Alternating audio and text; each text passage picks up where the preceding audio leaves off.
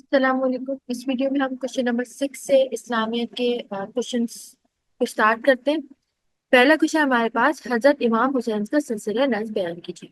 تو حضرت امام حسین رضی اللہ عنہ کا سلسلہ نسب تاریخ میں ایک بہت معزز اور محترم مقام رکھتا ہے۔ ان کا نسب نبی صلی اللہ علیہ وسلم تک پہنچتا ہے، یعنی کہ حضرت امام حسین کا جو نسب ہے وہ کہاں تک پہنچا؟ نبی صلی اللہ علیہ وسلم تک پہنچتا ہے۔ اس کے علاوہ یہ جو حضرت امام حسین کا مکمل سلسلہ نسب یوں ہے۔ اب یہ جو ان کے والد سے جو ان کا سلسلہ نسب نکلتا ہے وہ ہم اس کے اندر ڈسکس کریں گے، نیچے پر ان کی والدہ سے۔ تو حضرت امام حسین بن علی، امام حسین رضی اللہ عنہ کے والد کا نام کیا تھا؟ حضرت علی بن ابی طالب رضی اللہ عنہ ہے، اور جو کیا ہے نبی صلی اللہ علیہ وسلم کے چچا زاد بھائی اور داماد تھے۔ ٹھیک ہے، اس کے بعد حضرت علی بن ابی طالب کے والد کون تھے؟ حضرت علی بن ابی طالب رضی اللہ عنہ کے والد کون تھے؟ حضرت ابو طالب بن عبد المطلب۔ اور حضرت ابو بن عبد المطلب کے والد کون تھے؟ نبی صلی اللہ علیہ وسلم کے جو یہ چچا تھے حضرت ابو طالب، ان کا جو اصلی نام تھا وہ کیا تھا؟ عبد مناف بن عبد المطلب۔ اس کے بعد حضرت عبد المطلب کے والد کون تھے؟ مطلب بن ہاشم کے والد حضرت عبد المطلب کا اصل نام شیبہ تھا، وہ نبی صلی اللہ علیہ وسلم کے دادا تھے۔ تو ان کے والد کون تھے؟ حضرت عبد المطلب، اور وہ آپ صلی اللہ علیہ وسلم کے دادا تھے جنہوں نے آپ صلی اللہ علیہ وسلم کو ان کی والدہ کے انتقال کے بعد پالا بھی تھا۔ اس کے بعد حضرت ہاشم بن عبد المناف ہے، جو حضرت ہاشم حضرت عبد المطلب کے والد نبی صلی اللہ علیہ وسلم کے پردادا تھے، یعنی کہ حضرت ہاشم کے والد کون تھے؟ حضرت ہاشم حضرت عبد المطلب کے والد اور نبی صلی اللہ علیہ وسلم کے پردادا تھے۔ اس کے بعد جو حضرت عبد المناف بن قسی تھے، ان کے والد کون تھے؟ حضرت عبد المناف حضرت ہاشم کے والد۔ اب یہ تو ہو گیا ان کے والد سے جو ان کا حضرت حسین کا سلسلہ نسب نکلتا ہے۔ اب اگلی اس میں ہم والدہ سے جانب سے سلسلہ نسب ڈسکس کریں گے۔ تو پہلے امام حسین رضی اللہ عنہ کی والدہ کون تھی؟ حضرت فاطمہ زہرا تھی، جو کہ آپ صلی اللہ علیہ وسلم کی بیٹی تھی۔ ٹھیک ہے، اور جو اس طرح سے حضرت حسین کیا ہوئے؟ آپ صلی اللہ علیہ وسلم کے نواسے ہوئے۔ اس طرح حضرت امام حسین محمد صلی اللہ علیہ وسلم کے نواسے تھے۔ یہ آپ نے یاد رکھنا، حضرت حسین آپ صلی اللہ علیہ وسلم کے نواسے تھے، اور ان کی والدہ حضرت فاطمہ تھی جو کہ آپ صلی اللہ علیہ وسلم کی بیٹی تھی۔ اور حضرت فاطمہ زہرا رضی اللہ عنہا کا نسب کیا ہے؟ وہ یہ ہے کہ حضرت فاطمہ زہرا بنت محمد، یعنی کہ آپ صلی اللہ علیہ وسلم کی بیٹی حضرت فاطمہ بن نبی محمد صلی اللہ علیہ وسلم کی بیٹی تھی۔ اور نبی محمد بن عبداللہ جو تھے نبی صلی اللہ علیہ وسلم کے والد حضرت عبداللہ بن عبد المطلب۔ نبی محمد عبداللہ جو تھے جو آپ صلی اللہ علیہ وسلم کے والد تھے، اور ان کے والد کون تھے؟ حضرت عبداللہ بن عبد المطلب۔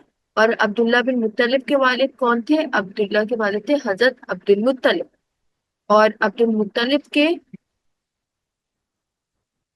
والد کون تھے؟ عبد المطلب بن ہاشم، حضرت عبد المطلب کے والد حضرت ہاشم تھے۔ اور حضرت ہاشم کس کے تھے؟ حضرت ہاشم بن عبد المناف، حضرت ہاشم کے والد حضرت عبد المناف تھے۔ بن کا مطلب ہوتا ہے ان کے بیٹے۔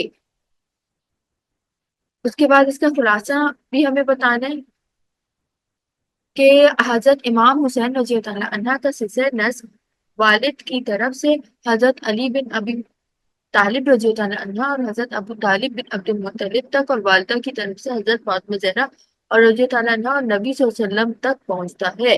یعنی کہ ان کے اس سے ہمیں کیا پتہ چلا کہ جو ان کے والد کی طرف سے تھا وہ حضرت علی بن ابی طالب تک پہنچتا تھا، اور حضرت ابو طالب بن مطلب تک پہنچتا تھا والد کی طرف سے، اور والدہ کی طرف سے حضرت فاطمہ زہرا اور ڈائریکٹ آپ صلی اللہ علیہ وسلم تک پہنچتا تھا۔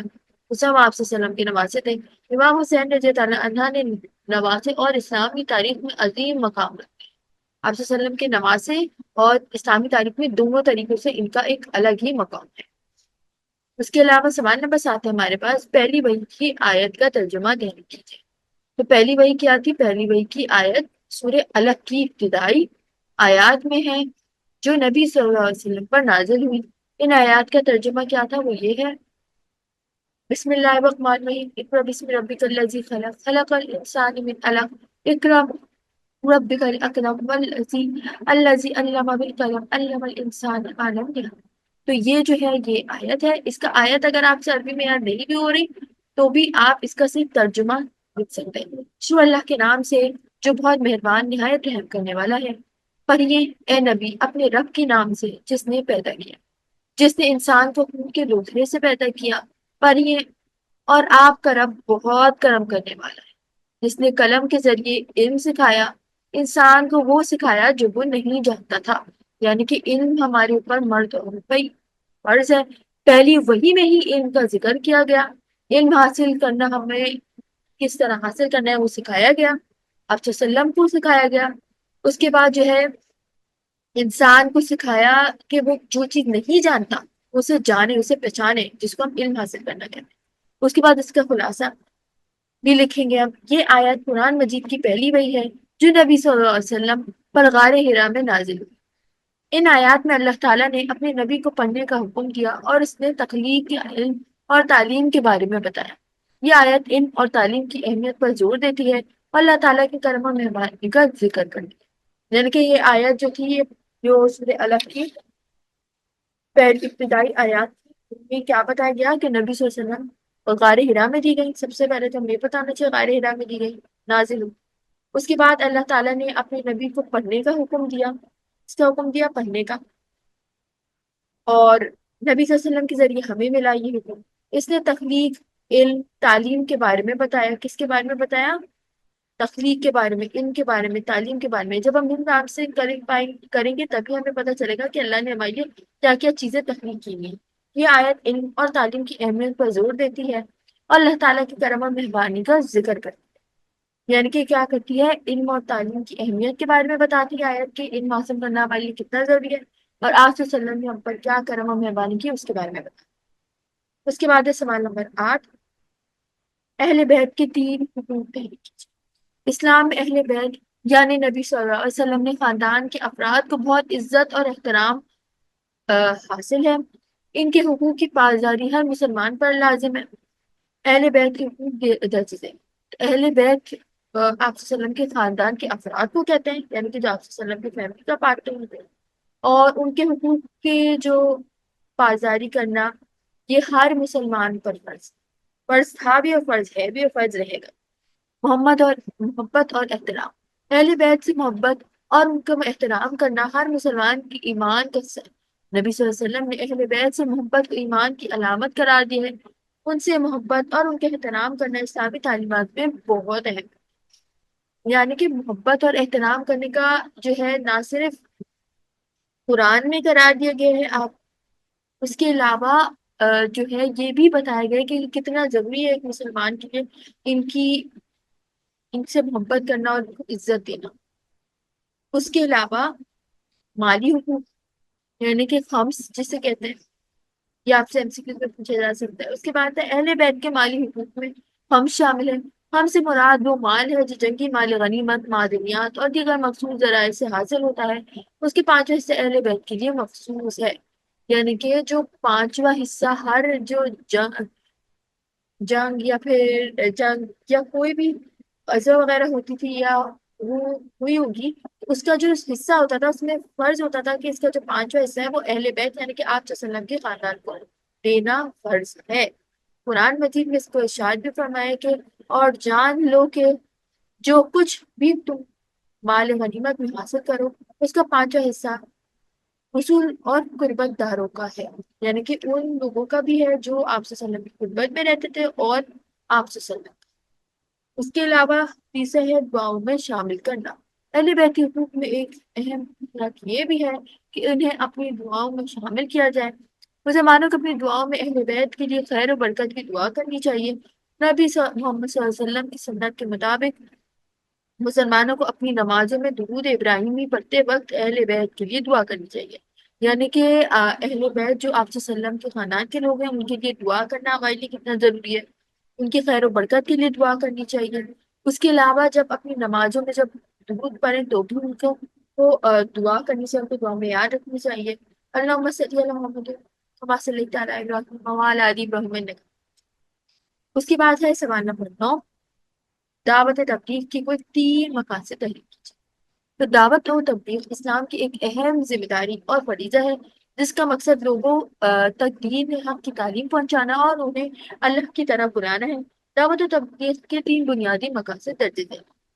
تو دعوت تبلیغ کا مطلب کیا ہے کہ جن لوگوں کو دور جا کر اسلام کی دعوت دینا، جن کو نہیں پتا کہ اسلام کیا ہے اس کے بارے میں ان کو بتانا، سمجھانا، گائیڈ کرنا، یہ سب دعوت تبلیغ کا حصہ۔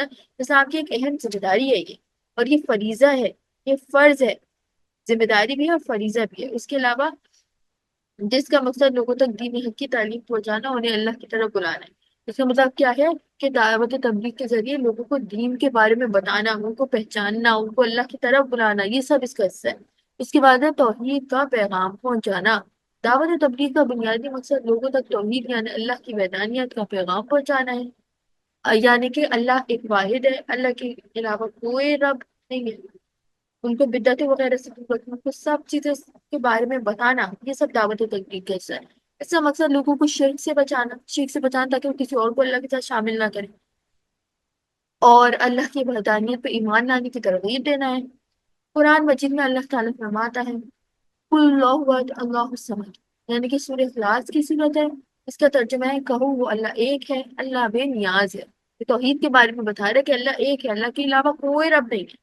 اس کے بعد دوسرا ہے اخلاقی اصلاحی اور معاشرتی بہتری۔ دعوت و تبلیغ کا دوسرا مقصد لوگوں کی اخلاقی اور کردار کی اصلاح اور معاشرتی بہتری ہے۔ اس کا مقصد لوگوں کو نیکی، انصاف اور اخوت کی تعلیم دینا ہے، اور برائیوں، ظلم اور فساد سے بچانا ہے۔ نبی صلی اللہ علیہ وسلم کی بعثت کا ایک مقصد بھی اخلاقی اصلاح تھا، یعنی کہ دعوت تبلیغ کا دوسرا مقصد کیا ہے کہ لوگوں کو اخلاق و کردار کی اصلاح کرنا، ان کے اخلاق و کردار کو بہتر بنانا، یہ ہے۔ اس کے علاوہ اس کا مقصد کیا ہے؟ لوگوں کو نیکی کی طرف، انصاف کی طرف، اخوت کی طرف، بھائی چارہ یعنی کہ اس کی طرف لے کے جانا، اور برائیوں، غلط کاموں، ظلم، فسادات سے روکنا، یہ سب دعوت تبلیغ کا حصہ ہے۔ اس کے علاوہ اس کا ترجمہ بھی ہمیں پتہ ہونا چاہیے جو ہم لکھیں گے۔ میں اس لیے بھیجا گیا ہوں تاکہ الاخلاق کی تکمیل کروں۔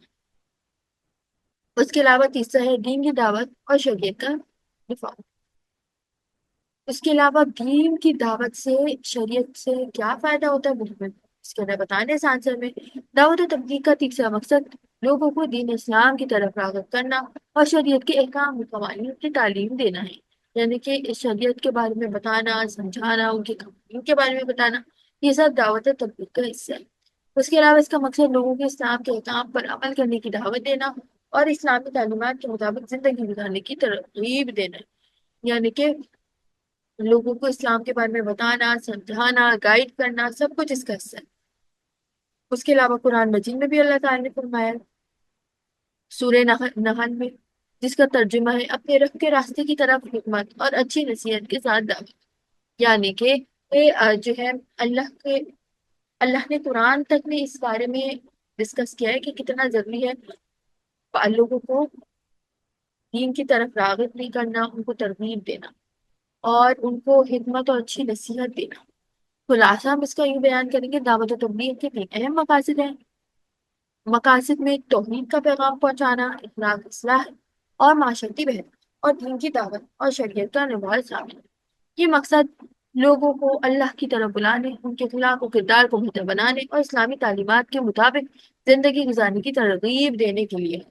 یہ کس کس کے لیے ہے؟ لوگوں کو اللہ کی طرف بلانے کے لیے ہے، ان کے اخلاق و کردار کو بہتر بنانے کے لیے اور اسلامی تعلیم کے مطابق زندگی گزارنے کے لیے۔ اس کے بعد سوال نمبر 10 ہے ذکر اللہ تعالی سے مراد کیا ہے؟ تحریر کیجیے۔ ذکر اللہ ایک اہم اسلامی مفہوم ہے جو اللہ تعالیٰ کی یاد اور حمد اور تسبیح کے عمل ہے۔ یہ عمل مسلمانوں کے لیے بہت اہم ہے اور قرآن مجید میں بھی اس کی اہمیت پر زور دیا گیا۔ ذکر اللہ کی مختلف اشکال ہیں، جیسے تسبیح، تحلیل، تکبیر وغیرہ۔ یہاں ذکر اللہ کے چند اہم اشکال پر غور کریں، یعنی کہ اگر ہم اللہ کا ذکر کرنا چاہتے ہیں، اللہ سے کنیکشن بنانا چاہتے ہیں، تو اس کے لیے کون کون سے ذکر کے کیا کیا طریقے ہیں، اس کی مختلف شکلیں، اس کی تسبیح کرنا، تحلیل کرنا، تکبیر وغیرہ، یہ سارے ذکر کا حصہ ہے۔ اس کے بعد ہے یاد کرنا اور حمد کرنا، یاد کرنا حمد کرنا، جیسے کہ ذکر ہے اللہ کا پہلا مفہوم ہے اللہ تعالیٰ کی یاد کرنا، اللہ تعالیٰ کو یاد کرنا، اس کی حمد و ثنا، اس کی تعریف کرنا، اور مسلمانوں کی روزمرہ کی نمازوں میں، دعاؤں میں اور روزانہ کی زندگی میں اللہ کو یاد کے عمل کو ذکر اللہ کہلاتا ہے، یعنی کہ جو ہم نماز میں، باقی عبادات میں، پھر دعاؤں میں جو ہم اللہ کو یاد کرتے ہیں اس کو ہی ذکر کہا جاتا ہے، کہ جس میں اللہ سے گفتگو کرتے ہیں، اللہ سے اپنا کنیکشن بنانے کی کوشش کرتے ہیں۔ اس کے بعد ہے تسبیح۔ تو تسبیح کیا ہے؟ تسبیح یعنی اللہ تعالیٰ کے ناموں یا تسبیحات کی گنتی کرنا، یعنی کہ اللہ تعالیٰ کے ناموں کو 99 نام ان کا، ان کو پڑھنا، ان کی گنتی کرنا، جیسے کہ مثلا سبحان اللہ ہے، پاک ہے اللہ۔ سبحان اللہ کا مطلب کیا ہے؟ اللہ تعالیٰ کی ذات بالکل پاک ہے۔ اس کے بعد ہے الحمدللہ، اللہ کی حمد ہے، جس میں ہم اللہ کی حمد و ثنا بیان کر رہے ہیں وغیرہ۔ یہ ایک اہم ذکر اللہ کا انداز ہے جو مسلمانوں کی عبادتوں میں شامل، یعنی کہ تسبیح کے ذریعے مسلمان اللہ تعالیٰ کا ذکر کرتے ہیں، اللہ تعالیٰ کو یاد کرتے ہیں۔ اس کے بعد ہے تحلیل۔ تو تحلیل کا کیا مطلب ہے؟ یعنی لا الہ الا اللہ، اللہ کے سوا کوئی معبود نہیں۔ لا الہ الا اللہ کا مطلب کیا ہے؟ کہ اللہ ہی واحد خدا ہے، اس کے علاوہ کوئی اور وہ ذات نہیں ہے جس کی ہم عبادت کریں۔ اس کے بعد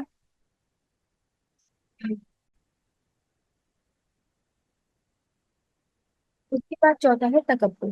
تکبر یعنی اللہ اکبر، اللہ سب سے بڑا ہے۔ تکبیر، سوری اس کے اندر تکبیر لکھا ہے، تکبیر، تکبیر یعنی اللہ اکبر، اللہ سب سے بڑا ہے۔ ٹھیک ہے، اللہ سب سے بڑا ہے کہ کلمات کو پڑھنا یا ادا کرنا یا ایمان کی بنیاد کو مضر کرتا ہے، اور مسلمانوں کی نمازوں میں بہت شامل ہوتا ہے۔ یعنی کہ تکبیر کا مطلب کیا ہوتا ہے؟ اللہ اکبر، جس جو بتاتا ہے کہ اللہ سب سے بڑا ہے، اللہ کے برابر کوئی نہیں ہے، اللہ سے بڑا کوئی بھی نہیں۔ اس کے علاوہ ایمان کو، ہمارے ایمان کو بڑھاتا ہے یہ ماننا، یہ تسلیم کرنا، اور یہ ہماری نمازوں میں شامل۔ اس کے علاوہ سوال نمبر 11 ہے، نبی یا رسول کسے کہتے ہیں؟ تو نبی اور رسول دینی ارسال کے روح کو کہتے ہیں، جنہیں خدا خدا نے اپنی حکمت و دانشیہ کے ذریعے انسانوں کو ہدایت دینے کے لیے منتخب کیا ہے۔ یعنی کہ جو نبی یا رسول ان ارسال کاروں، یعنی کہ اللہ تعالیٰ نے اپنے احکامات کو لوگوں تک، اپنے بندوں تک پہنچانے کے لیے جن لوگوں کو پابند کیا، انہیں نبی یا رسول بولتے ہیں۔ اس کے علاوہ ان دونوں کا درجہ و مقام میں کچھ فرق ہوتا ہے، اور ان دونوں کے مقام و مرتبے میں، نبی اور رسول کے مقام میں کیا فرق ہوتا ہے وہ ہم پڑھتے ہیں۔ نبی بولتے ہیں ایک اللہ کی طرف سے چنا گیا شخص ہے جسے اللہ نے اپنی طرف سے آنے والے پیغام کے لیے منتخب کیا ہے۔ وہ اپنی قوم کو ان پیغامات کا واحد پیغام دینے والے ہوتے ہیں، اور انہیں عموماً اپنی قوم کے درمیان ہی منتخب کیا جاتا ہے۔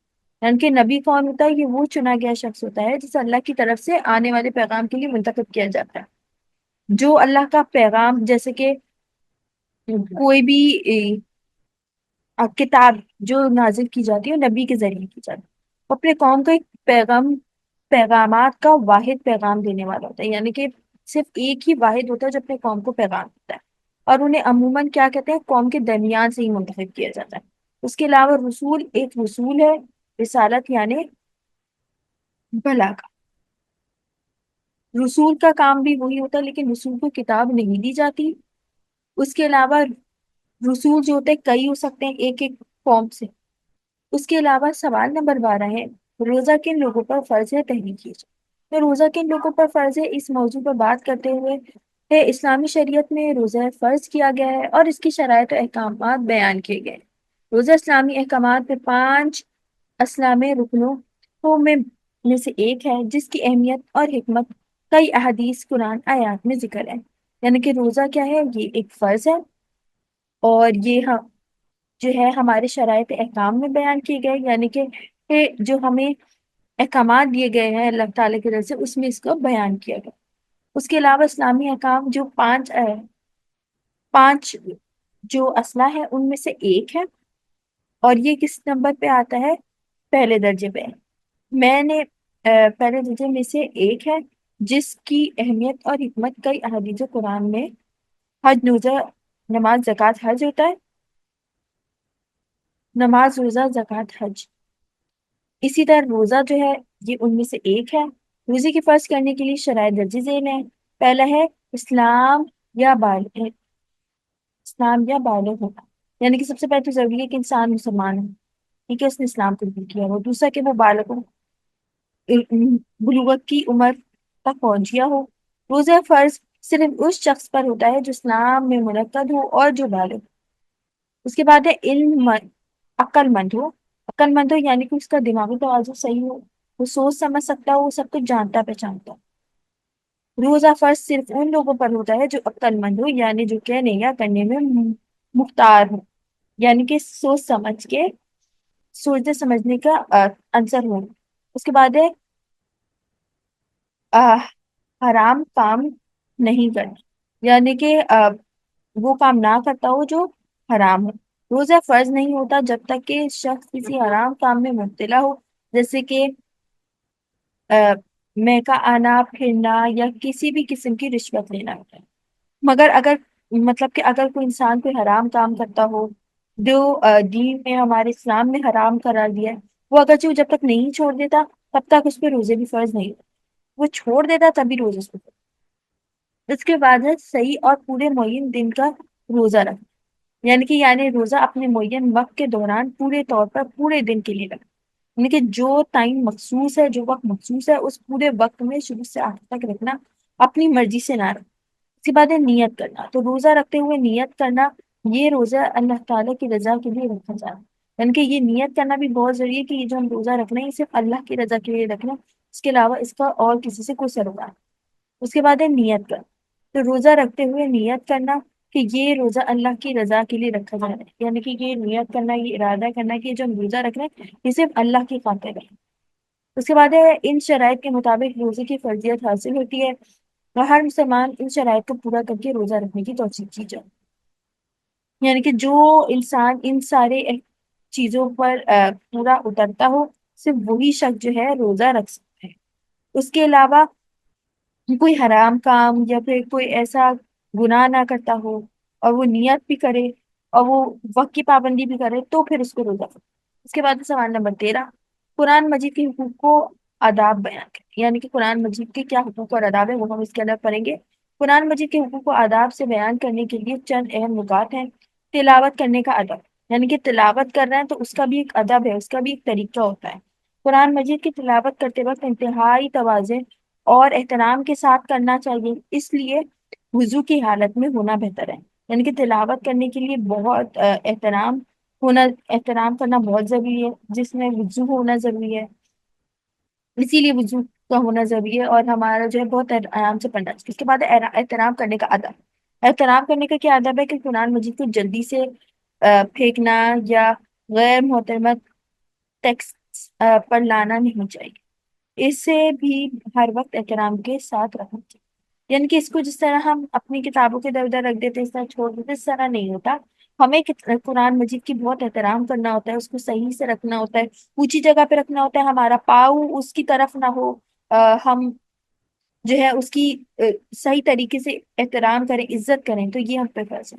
سننے اور قرات کرنے کا ادب، یعنی کہ قرآن مجید کی تلاوت یا سننے کے وقت کوئی دوسرا کام نہ کیا جائے بلکہ مرکزی توجہ قرآن کی طرف رہے، یعنی کہ جب قرآن سنا جا رہا ہو تو اس پہ پوری توجہ ہو، اس کے ساتھ کوئی کام نہ کیا جائے، سکون سے بیٹھ کے سننا چاہیے۔ اس کے بعد ہے تفسیر اور تدبر کا ادب، تو اب تفسیر اور تدبر کا ادب سے کیا مطلب ہے کہ قرآن مجید کی تفسیر اور اس کے تدبر کرتے وقت ہمیشہ اس کا عمق اور معنی کی پیش رفت کے لیے تلاش کرنا چاہیے اور ہمیشہ حقیقت کے لیے انتہائی عمق میں جا کر دیکھنے کی کوشش کرنی چاہیے، یعنی کہ جب ہم تفسیر کر رہے ہوتے ہیں تو ہمیں بہت گہرائی سے سوچنا سمجھنا چاہیے کہ ہم جو یہ پڑھ رہے ہیں ہم اس کو اپنے عمل میں کیسے لا سکتے ہیں، یا یہ جو چیزیں اس میں بیان کی گئی ہیں اس سے کیا کیا مراد لی جا سکتی ہے، ہم اس کو کس طرح اختیار کر سکتے ہیں، یہ سب چیزیں۔ اس کے بعد سوال نمبر 14 ہے، قرآن مجید میں اذان خان فطار کی حکمت کیا بتائی گئی ہے؟ تو قرآن مجید میں اذان فطار کے بارے میں کوئی واضح حکم ذکر نہیں کیا گیا۔